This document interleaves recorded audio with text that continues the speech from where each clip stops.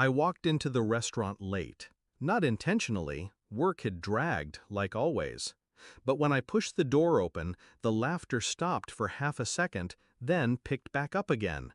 The table was littered with empty plates. The celebration was already over. I hadn't been late for them, I'd been late for me. My mother didn't hug me. She didn't even stand. She slid a folded piece of paper across the table like a dealer sliding cards. "Here's the bill," she said. I opened it. $1,500. My chest tightened, but I didn't speak. My sister leaned back in her chair, smirking. "You're our ATM, aren't you?"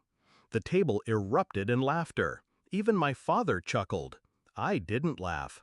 I tore the bill in half, slowly, deliberately. Their laughter died. I turned and walked out.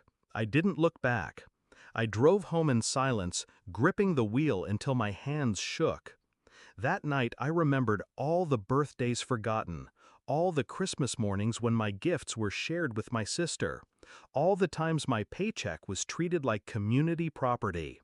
Love had never been unconditional in that house. It had been transactional, and I was done paying.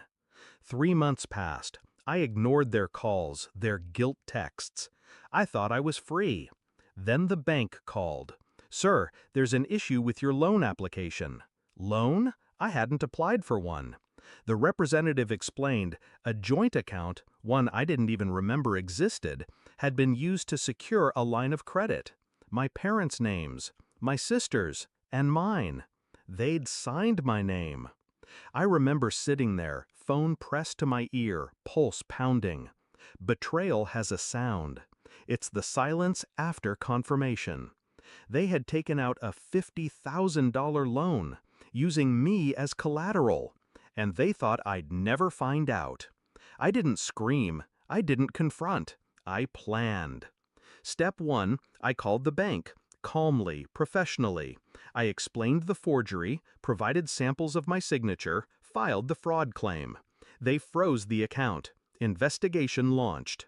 Step 2, I pulled my credit reports, documented everything, and sent copies to the State Fraud Bureau. Paper trails are weapons. Step 3, I waited. Weeks later, the fallout began. My parents got the first letter. Loan frozen, pending fraud inquiry. Then the bank called them. Then the investigators. The calls I ignored. The messages I saved. The tone changed. First annoyance, then panic, then desperation. Finally, they showed up at my door. My mother's voice trembled. "Why would you do this to us? We're family." I let them stand in the doorway while I leaned against the frame, calm as stone.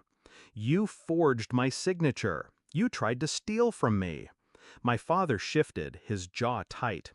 "It was just to help the family. We thought you'd understand." My sister cut in, arms crossed, venom in her eyes. "You've always had more. You owe us. We deserved it." That was the moment I smiled. Just slightly. Because it was over. I let silence stretch until it hurt. Then I said the words that gutted them. "You're not my family. You're thieves. And thieves don't get forgiveness." My sister's face cracked first, her bravado collapsing. My mother started to cry, whispering that I was cruel. My father's shoulders slumped, the fight draining from him. But me? I felt nothing but clarity. I didn't slam the door. I closed it slowly, softly, the way you seal a tomb. The bank finished the investigation. My name was cleared. The fraud stayed on their records. The debt was their burden. Their credit shattered. Their finances strangled. I didn't have to lift a hand. They buried themselves with their greed. Sometimes I wonder if they sit at that same restaurant, reminiscing about that anniversary. Do they laugh about the night they tried to make me their ATM?